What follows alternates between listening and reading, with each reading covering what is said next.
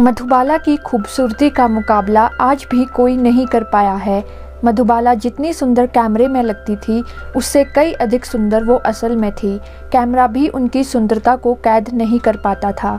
वैसे तो आप मधुबाला के बारे में काफ़ी कुछ जानते होंगे, लेकिन आज हम आपको उनके आखिरी दिनों के बारे में बताएंगे।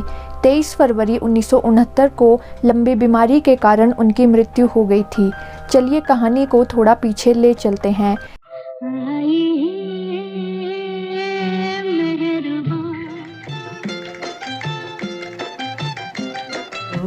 रातों में जागी सी मिली 14 फरवरी 1933 का वो दिन था जब मधुबाला का जन्म हुआ था।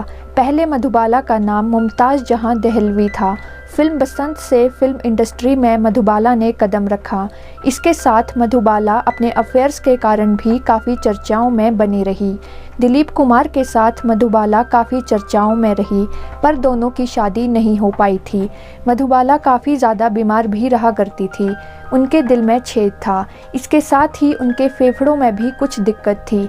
मधुबाला के शरीर में बहुत अधिक मात्रा में खून बनता था, जो उनके नाक और मुंह से होकर बाहर निकलता था। साल 1954 में फिल्म चलाक की शूटिंग के दौरान मधुबाला को खून की उल्टियां होने लगी। डॉक्टरों ने उन्हें कुछ दिन आराम करने के लिए कहा था, लेकिन इसके बावजूद मधुबाला ने काम करना जारी रखा। जब फिल्म मुगले आजम की शूटिंग चल रही थी, उस समय मधुबाला की हालत ज़्यादा खराब हो गई थी। उन्हें शूटिंग के दौरान जंजीरों से बांधा जाता था, जिसके कारण दिन ब दिन उनकी हालत बिगड़ती चली गई। मधुबाला के दिल में छेद था, इस बात से फिल्म इंडस्ट्री को अनजान रखा गया था। मधुबाला ने साल 1960 में मशहूर गायक किशोर कुमार से शादी की। मधुबाला अपना इलाज करवाने के लिए लंदन गईं, लेकिन उससे पहले मधुबाला और किशोर दा ने शादी की। लंदन इलाज के लिए किशोर दा और मधुबाला एक साथ गए थे। वहां डॉक्टर्स ने मधुबाला का इलाज करने से मना कर दिया था। डॉक्टर्स ने कहा था कि अब मधुबाला ज़्यादा समय तक जीवित नहीं रह पाएंगी और अब उन्हें ज़्यादा से ज़्यादा आराम की ज़रूरत है। इसके बावजूद मधुबाला ने आराम कम किया और वो काम करती रहीं। जब धीरे धीरे मधुबाला के शरीर ने काम करना छोड़ दिया, तो मधुबाला बिस्तर पर आ गई। कहा जाता है कि उस समय किशोर दा के पास भी ज़्यादा समय नहीं होता था। उन्हें रिकॉर्डिंग्स के कारण बहुत ज़्यादा ट्रैवल करना पड़ता था। लेकिन ये भी कहा जाता है कि किशोर कुमार जब भी मधुबाला से मिलने जाते थे, तो मधुबाला को काफ़ी हंसाया करते थे। किशोर कुमार ने मधुबाला को एक अलग बंगले में शिफ्ट कर दिया था और वहाँ वो कभी कभी ही मधुबाला से मिलने आ पाते थे। लेकिन जब भी किशोर दा उनसे मिलते तो उन्हें खूब हंसाते थे। डॉक्टर्स ने उन्हें ऐसा करने के लिए कहा था। किशोर कुमार ने एक इंटरव्यू में बताया था कि जब मधुबाला हंसती थी तब मैं भी हंसता था, और जब वो रोती थी तो मैं भी रोता था।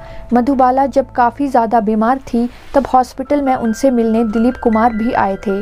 दिलीप कुमार जब मधुबाला से मिले तो कहा था कि हम जल्द ही दोबारा एक साथ काम करेंगे। ये तब की बात है जब मधुबाला की शादी नहीं हुई थी। मधुबाला अपनी शादी के बाद कभी दिलीप कुमार से नहीं मिली। कहा जाता है जब मधुबाला अपने आखिरी दिनों में थी, तब फिल्म इंडस्ट्री से कोई उनसे मिलने तक नहीं आता था। उन दिनों में मधुबाला ने तैयार होना भी छोड़ दिया था। वो एक नाइट गाउन में ही रहा करती थी। मधुबाला रोती रहती थी और अक्सर डॉक्टर से कहती थी कि वो मरना नहीं चाहती हैं।